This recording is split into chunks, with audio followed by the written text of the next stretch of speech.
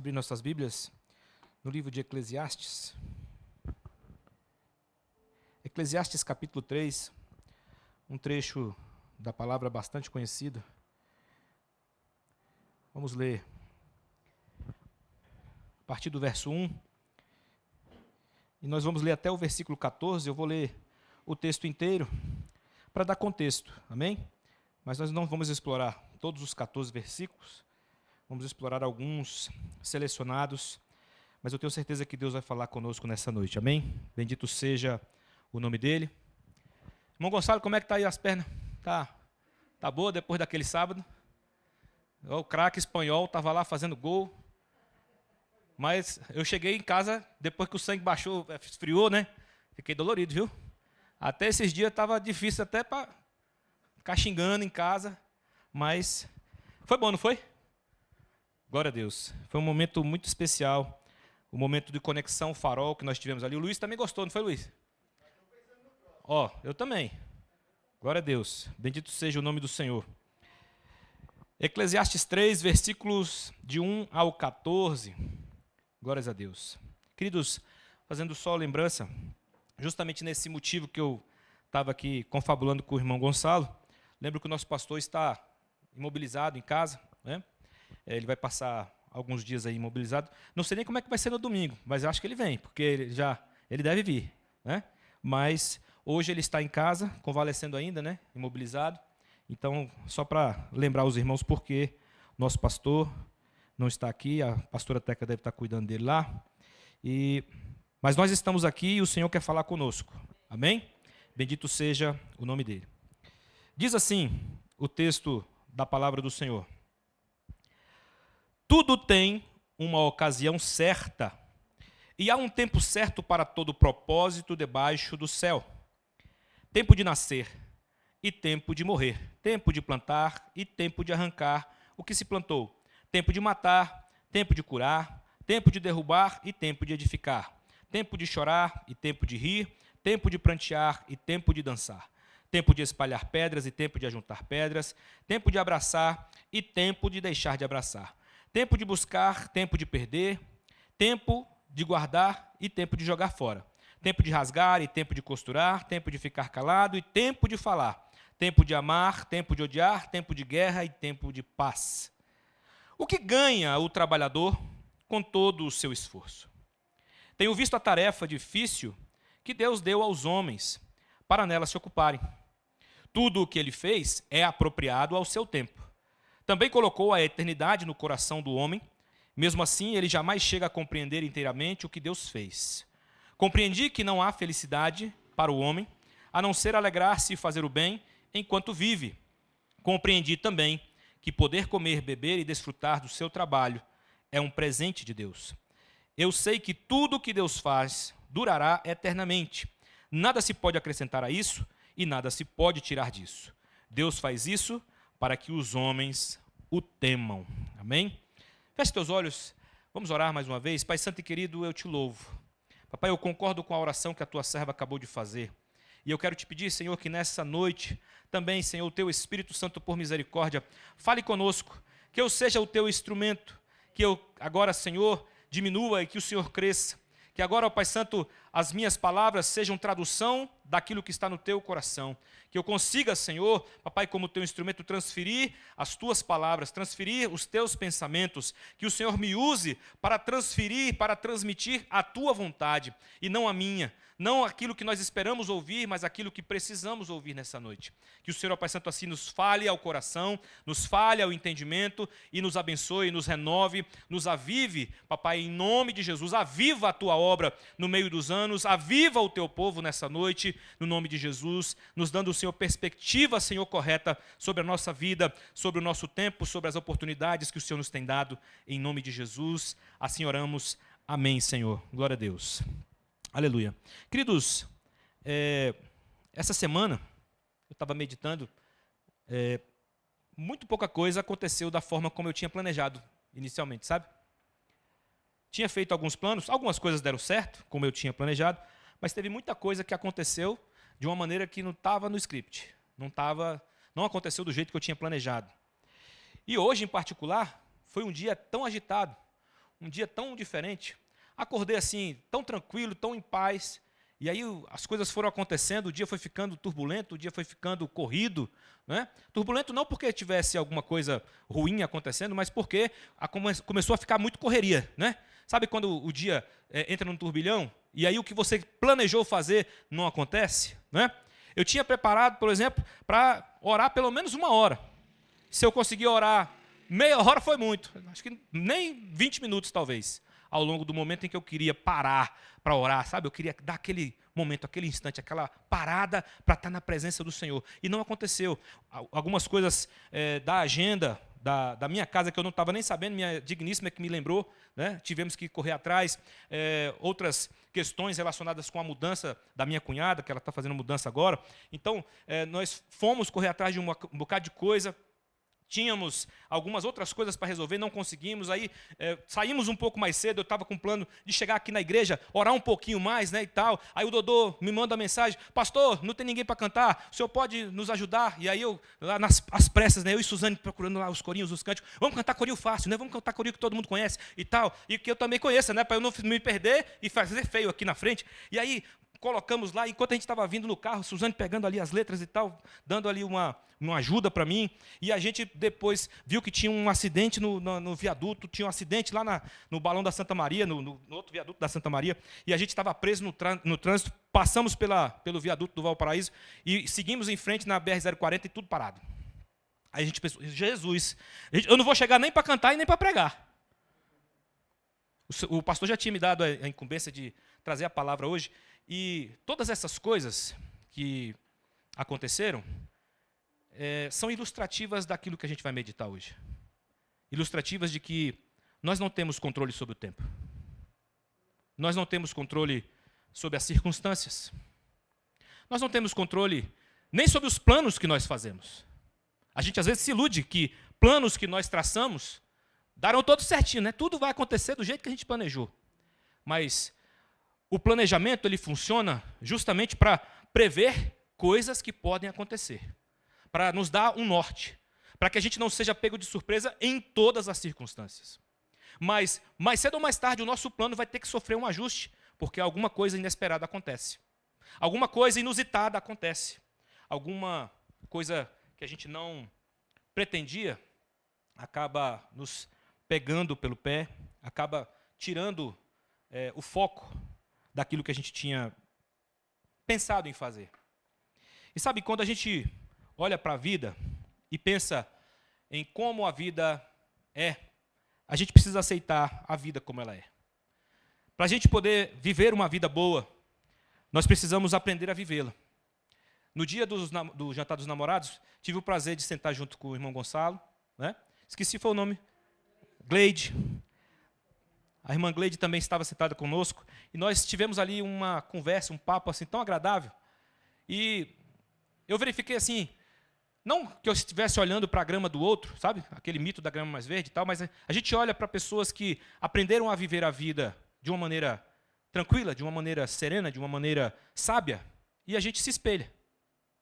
E eu quero viver a minha vida assim, com sabedoria. Eu quero aceitar a vida como ela é. Aceitar a vida como ela é o segredo para a gente viver bem. Mas se você não aceita, você tem dificuldade, você passa por turbulências. Victor Hugo certa vez disse: o futuro tem muitos nomes. Para os fracos é o inalcançável, para os temerosos é o desconhecido, para os valentes é a oportunidade. Agostinho também disse o seguinte: o tempo não é nosso, mas de Deus, e Ele o distribui como convém a Ele, não a nós. Amém? Quando nós paramos para pensar sobre esse texto, eu quero refletir muito rapidamente, muito brevemente, mas eu quero que você preste atenção sobre alguns detalhes que esse texto nos lembra, que esse texto nos traz à memória, para trazer esperança para o nosso coração. E a primeira coisa que ele traz como lição para a vida, que ele traz como lição para a história, que ele traz como lição sobre planos, que ele traz como lição sobre o tempo, como gerir o tempo, como viver a vida, é que simplesmente nós precisamos entender que tudo tem seu tempo apropriado. O texto já disse isso de maneira muito clara. Mas a gente às vezes reluta em reconhecer isso, em nos adaptar a isso, em viver de acordo com isso, entendendo que o tempo, né, não está em nossas mãos, entendendo que tudo tem seu tempo, tudo tem sua ocasião. E as coisas têm ocasião também nos pegando de surpresa. As coisas têm ocasião também frustrando nossos planos. E assim, quando nós olhamos para tudo isso, quando a gente lê o versículo 1, por exemplo, que nos diz: tudo tem uma ocasião certa, e há um tempo certo para todo propósito debaixo do céu. Isso tem que incluir para a nossa perspectiva de vida, que é Deus que está no controle disso. Não somos nós. É Deus que está no controle disso. O tempo é dele. A ocasião certa para todas as coisas é dele. O tempo certo para todo propósito debaixo do céu é dele. A Bíblia diz que o coração do homem pode fazer planos, mas a resposta certa dos lábios vem do Senhor. E sabem, o tempo de cada coisa varia, mas tudo tem seu lugar. O tempo de cada coisa pode ser surpreendente para nós, mas todas as coisas têm seu devido lugar. A gente não pode forçar o tempo. Nós devemos entender que cada coisa floresce na sua própria estação, mas tem gente tentando tratar o tempo, tentando tratar promessas de Deus, tentando tratar princípios espirituais como se fosse o rastreamento de encomenda, né? A gente está acostumado com Mercado Livre, Amazon.com, né? E a gente começa a pensar que a nossa vida é parecida com entrega de compra da internet. Não, tem nada a ver. A vida, ela é muito diferente daqueles artifícios que a modernidade nos trouxe como comodidade. A nossa vida, ela não é baseada naquilo que a gente tem certeza se já saiu para entrega. Deus é que sabe quando vai entregar e por que vai entregar, como vai entregar. Amém? E se vai entregar. Exatamente, pode ser que Deus tenha um não, né, Ayla? Pode ser que Deus tenha um não para nós. Pode ser que Ele tenha um bom motivo para nos dizer não. E esse bom motivo para nos dizer não é porque tem algo melhor que Ele vai fazer. Tem algo melhor que Ele vai trazer. Tem algo melhor que vai acontecer. Amém? Então, muitas vezes a gente se desequilibra porque a gente vive relacionamentos hoje acelerados, né?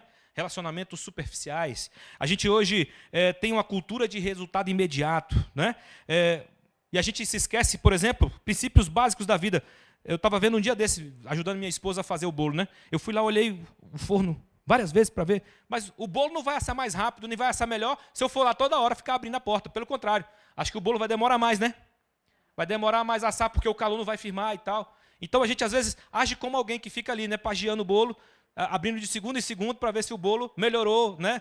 20 segundos depois, se o bolo está mais assado ou menos assado. E a gente fica nessa de sermos ansiosos.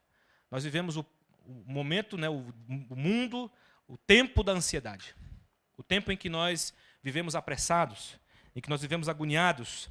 E nós temos exigências, né, de respostas imediatas, muitas vezes. Nós, às vezes, abandonamos precocemente nossos projetos porque temos pressa. E quando nós não vemos resultados acontecendo rápido, como a gente tem expectativa, a gente, às vezes, desiste porque não sabe esperar o processo, não sabe esperar o tempo, não sabe esperar a maturidade das coisas. E é preciso que a gente reveja nossos valores, nossos princípios, e saiamos dessa esfera de espiritualidade superficial, de espiritualidade imediatista, de evangelho de resultado, sabe? Precisamos entender que a vida é Deus quem controla. Amém? A nossa vida, o nosso tempo, as nossas oportunidades, as nossas circunstâncias, é o Senhor que controla. Amém? E a segunda coisa que eu vejo aqui nesse texto também é que cada coisa que se sucede traz sua dificuldade e sua oportunidade. A gente não só não controla o tempo, mas é Deus que controla, como também existe a questão de que cada situação da vida nos é colocada também como uma promessa, como uma oportunidade, mas também como uma dificuldade, como um desafio, como uma tentação em alguns casos. Nós podemos ser tentados até nas zonas de licitude em que a gente transita. Podemos ser tentados em aspectos da vida que parecem singelos, parecem sem nenhuma corruptibilidade, né? Mas quando a gente pensa, por exemplo, sobre o que eu acabei de falar aqui na introdução, que a gente fez um plano, né? Eu fiz um plano de orar e tal. Se eu tivesse sido mais diligente, eu tinha feito a oração antes de qualquer outra coisa. Tinha orado primeiro e deixado o dia correr depois, né? E eu não fui tão diligente assim. Eu acordei, como eu disse, sereno, em paz, tranquilo. No entanto, a minha tranquilidade me levou a ficar um pouco acomodado. Eu poderia ter dedicado ali um pouquinho da oração, poderia ter feito ali paulatinamente, né, em etapas, como Daniel, orava de manhã, no meio da tarde, no fim da noite ali e tal, ou no início da noite. Poderia ter feito em parcelas e teria saído melhor. No entanto, eu esperei, né, acomodadamente esperei, e acabou acontecendo fora do script, fora da expectativa, do plano que eu tinha feito. E isso me remete também ao que está escrito nos versículos 1, de novo, né?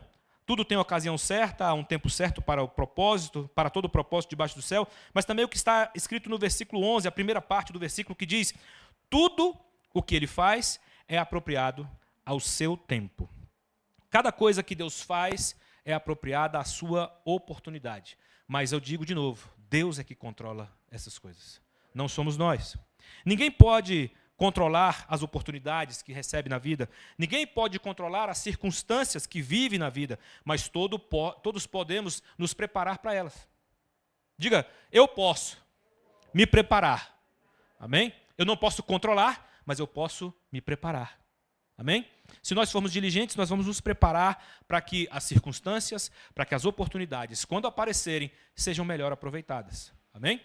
Nós não podemos controlar os detalhes, todas as minúcias e detalhes de como vai acontecer, de quando vai acontecer, quando, né, em que momento, através de quem, né, qual será a instrumentalidade, né, qual será o instrumento, qual será, digamos, quais serão os meios que Deus vai usar para nos abençoar ou para trazer essas oportunidades, mas nós podemos nos preparar para que, quando acontecer, nós estejamos aptos a receber o que Deus tem para nós, a entrarmos pelas portas que Deus vai abrir, a estarmos no local ou postados da maneira correta para que Deus nos abençoe, para que a bênção venha direto para nós, venha de maneira certeira para as nossas mãos.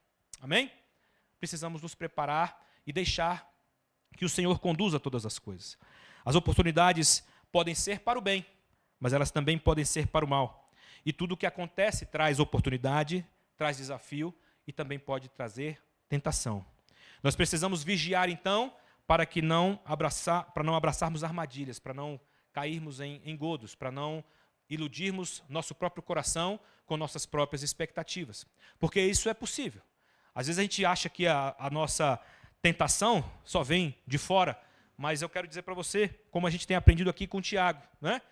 O pastor já falou aqui, já pregou 2 sermões sobre Tiago, eu preguei também mais um, e o que a gente tem aprendido é que as coisas que nos tentam brotam de dentro de nós, brotam do nosso coração, brotam das nossas ideias, brotam das nossas expectativas, brotam daquilo que a gente deixa de fazer, deixa de planejar, por comodismo, por indiferença, enfim, por qualquer outro motivo que não justifique a nossa falta de preparo. Não importa qual é a motivação, a nossa falta de preparo é o que faz com que as coisas nos tentem, não sejam bem aproveitadas ou sejam frustradas em razão da falta de preparo, da falta de planejamento, da falta de diligência e de vigilância. Nem toda porta aberta foi Deus quem abriu. A gente precisa também ter cuidado com isso, né?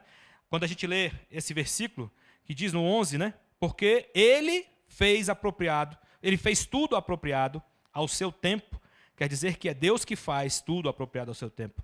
Não somos nós que, na nossa arrogância ou na nossa pretensão, fazemos essas coisas acontecerem da melhor maneira. É o Senhor que faz tudo apropriado ao seu tempo. E nós temos que acompanhar a direção de Deus, temos que acompanhar o que o Senhor está nos orientando, temos que deixar Deus fazer o trabalho dele e nós sermos rendidos ao que o Senhor espera de nós. Amém? Ao que o Senhor espera que nós façamos.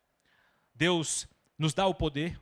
No domingo eu falei sobre isso aqui, né? Nós devemos operar nossa salvação com temor e tremor, porque Deus é que opera em nós tanto o querer como o realizar, segundo a sua boa vontade. E aí eu quero lembrar, Deus tem boa vontade para comigo e para com você. Amém? Diga para o seu irmão aí, Deus tem boa vontade com você. Deus tem boa vontade conosco. Deus espera, Deus tem o melhor para nós. Deus planeja o melhor para nós. Tem aquele versículo lá, não lembro agora direitinho nem a referência, que diz: eu é que sei que planos tenho feito a vosso respeito. Planos de bem e não de mal. Planos para dar a vocês um bom futuro. Amém? E em terceiro e último lugar, esse texto também nos mostra uma coisa muito importante, que está aí na sequência, no versículo 11, no outro trecho, que nos ensina que Deus controla tempos e oportunidades. Assim, o que nos cabe fazer é temer a Deus e fazer o bem. Nós muitas vezes esquecemos de temer ao Senhor, mas o que nos cabe fazer diante dessa constatação de que Deus é que controla tempos e oportunidades é temer ao Senhor, é colocar o nosso coração na presença de Deus, é deixar que Deus seja Deus e que nós sejamos seus servos. Diz aí o versículo 11, a partir da segunda parte aí: também colocou a eternidade no coração do homem, mesmo assim ele jamais chega a compreender inteiramente o que Deus fez. Compreendi que não há felicidade para o homem, a não ser alegrar-se e fazer o bem enquanto vive. Compreendi também que poder comer, beber e desfrutar do seu trabalho é um presente de Deus. Eu sei que tudo o que Deus faz durará eternamente e nada se pode acrescentar a isso, nada se pode tirar disso. Deus faz isso para que os homens o temam. Você entendeu o que está escrito aqui? É quase autoexplicativo, né? O Senhor tem o controle de tudo. E Ele colocou no nosso coração a perspectiva da eternidade. A gente sabe que existe algo mais do que essa vida. Mas, ao mesmo tempo, Ele nos lembra que nós não temos controle sobre o que acontece aqui. Portanto, o Senhor Ele faz tudo ser perfeito quando nós damos lugar a Ele. Quando nós deixamos que Ele seja Deus na nossa vida. Quando nós permitimos que Ele entre na nossa convivência. Quando nós permitimos que o Senhor seja o nosso regente, o nosso guia, o nosso diretor, então, né, a gente pode compreender e verdadeiramente desfrutar, como diz o versículo 12, compreendi que não há felicidade para o homem a não ser alegrar-se e fazer o bem enquanto vive. Compreendi também, verso 13, compreendi também que poder beber, comer e desfrutar do trabalho é um presente de Deus. O Senhor quer nos presentear. Você tem dúvida? O Senhor quer nos dar aquilo que precisamos. O Senhor sabe o que nós precisamos, melhor do que nós. Ele sabe o tempo das coisas que nós devemos receber, quando nós devemos receber, por que devemos receber, em que quantidade, de que maneira devemos receber. Ele sabe tudo. Então a gente precisa confiar nele, deixar que o nosso coração seja guiado por ele, seja dirigido por ele. Se nós deixarmos que o Senhor, né, seja o nosso guia, o nosso mestre, o nosso tutor, então nós teremos sucesso em tudo aquilo que fizermos. Amém? Se Deus for o nosso guia, então o versículo 14 nos diz: eu sei que tudo que Deus faz durará eternamente. Nada se pode acrescentar a isso e nada se pode tirar disso. Deus é soberano sobre todas as circunstâncias da minha e da sua vida. Ele é poderoso para conduzir todo o processo. Às vezes a gente é teimoso, relutante, né? Às vezes a gente faz por teimosia coisas que não devia. Às vezes a gente faz por comodismo coisas que não devia. Às vezes por indiferença a gente faz coisas que não devia. Às vezes a gente simplesmente é negligente. Muitas vezes até pecaminosos, carnais. E eu me policio o tempo todo, porque eu reconheço que a carnalidade é uma coisa que nos ronda o tempo todo. E muitos cristãos, hoje em dia, se iludem que não existe carnalidade à espreita. E, na verdade, carnalidade pode sutilmente aparecer, como eu disse, em coisas lícitas. Até em coisas que não parecem ser pecaminosas. E a gente muitas vezes não vigia e não entende que o Senhor quer nos dar mais, quer que nós entendamos a nossa vida de um outro horizonte, através de uma outra lente. O Senhor quer nos fazer divisar a vida de uma maneira que Ele conduza para que a gente tenha plena satisfação na forma como Ele vai nos conduzir, na forma como Ele vai gerir a nossa vida. Isso está muito expresso, por exemplo, naquilo que Deus fala com Israel, né, lá em Deuteronômio. Se vocês caminharem de acordo com a minha lei, eu não vou entrar nos detalhes, tá? Mas todo mundo lembra essa passagem, né? Deuteronômio 28, 29. Se vocês andarem de acordo com a minha lei, se vocês andarem da forma como eu orientei vocês para andarem, vocês comerão o melhor dessa terra, vocês serão cabeça, não é? Vocês terão tudo do melhor, a vossa fazenda será fértil, não é? O vosso gado será fértil, tudo em que vocês colocarem a mão prosperará. Mas se vocês não andarem de acordo com a minha vontade, o que acontece? vocês serão servos e não cabeça. Vocês perderão a fertilidade, vocês não serão tão produtivos quanto seriam se estivessem sendo guiados por mim. Então, o que o Senhor quer que a gente lembre nessa noite, acima de tudo, é que nós não temos que ter obsessão por previsibilidade, né? Aquela incapacidade, né, de andar sem que haja parâmetros, sem que haja respostas minuciosas para cada detalhe. O Senhor não vai responder tudo. O Senhor não vai dizer para nós, nos mínimos detalhes, tudo aquilo que Ele está pensando, porque a gente nem suportaria a verdade de todas as coisas que Ele pensa. E muitas vezes, aquilo que o Senhor está planejando vai muito além daquilo que a gente pode imaginar. Então, se Ele não vai perder tempo em nos contar segredos que só cabem a Ele saber. Nós precisamos apenas confiar. Muitas vezes, essa obsessão por previsibilidade faz com que a gente caia em tentação, como foi o caminho de Saul, né? Saul ficou sem Samuel, Samuel morreu, ele não tinha mais um profeta para consultar, ele já não tinha antes, né? Mesmo em vida, Samuel já tinha deixado de servir a Saul como um profeta acessível. Mas depois que ele morre, Saul parece que ficou com essa sanha da previsibilidade das coisas e, não tendo profeta, foi consultar feiticeira.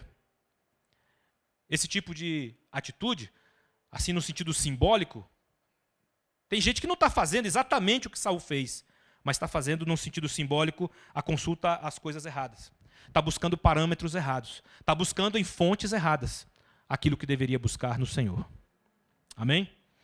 Talvez seja como a tentação de Davi também, né? Que fez o censo de Israel, resolveu contar o povo, porque talvez quisesse prever seu efetivo de homens armados, talvez quisesse saber qual era o tamanho da sua população, talvez quisesse ter controle sobre o povo, talvez quisesse fazer algum tipo de manobra política para, sei lá o quê. O texto não fala, a gente só fica imaginando, mas Davi caiu na tentação de contar o povo porque não confiou no Senhor. Isso era uma evidência de que naquele momento, naquela situação, naquelas circunstâncias, Davi, por causa da sua sanha de conhecer, a sua sanha de prever, a sua sanha de controlar as circunstâncias, ele tentou o Senhor. E aí veio o juízo sobre o povo. Veio o juízo sobre a casa de Davi. Esses tipos de situações nos ensinam a não confundir fé com controle espiritual. Fé é confiança no Senhor, não é controle das circunstâncias. Fé é confiança e rendição à vontade de Deus, não uma necessidade de saber tudo. Pelo contrário, a fé não é convicção de coisas que se esperam, não é convicção de fatos que não se veem, certeza do que se espera, convicção daquilo que você não vê.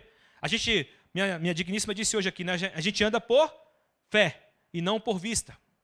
Então a gente precisa aprender que o Senhor, Ele quer que a gente deixe Ele conduzir as coisas. Deixa Ele ser Deus na tua vida. Deixa Ele ser Senhor da tua vida. Deixa Ele ser o tutor da sua vida. Amém? E eu lembro aqui de uma coisa interessante que me ocorreu hoje, a partir de um negócio que eu li, e eu me lembrei, meu sogro ele é cozinheiro profissional. E aí eu fiquei pensando assim, para ilustrar para os irmãos o que eu estou querendo dizer, pelo menos uma parte, né, do que eu estou querendo dizer. Imagina se meu sogro, cozinheiro profissional, tivesse alguém como eu, que não entende muita coisa de cozinha, eu não passaria fome, tá? Quero dizer aqui, me defendendo, tá? Não passaria fome. Mas eu não sou bom de cozinha. Não sou um cozinheiro de mão cheia. Aí imagina meu sogro lá, cozinheiro profissional, e eu lá no pé dele fazendo, faz assim, faz assado. Você não acha que assim é melhor? Ele sabe o que fazer. Muitas vezes a gente age como essa pessoa que fica tentando ensinar o Pai Nosso ao vigário, né? Como diz naquele ditado. A gente fica tentando ensinar Deus a ser Deus. Deixa Ele ser Deus. Seja você um servo. Seja você conduzido por Ele. Seja você rendido a Ele. Deixa Ele conduzir a sua vida. Amém? Porque você não tem controle sobre as circunstâncias, não tem controle sobre o tempo. Então o que nós aprendemos? Quem não respeita o tempo, abraça oportunidades erradas. Quem não confia em Deus, desperdiça oportunidades certas. Nem todo atraso é perda, nem toda pressa é avanço, nem toda oportunidade é dirigida por Deus. Então, o que a gente tem que aprender é aquela máxima que está lá em Tiago 1,17. Toda boa dádiva, todo dom perfeito vem do alto, descendo do Pai das luzes, em quem não há mudança e nem sombra de variação. E confiar nisso. Amém? Toda a boa dádiva, todo o dom perfeito, vem do Pai, vem das mãos dele. É ele que conduz todo o processo.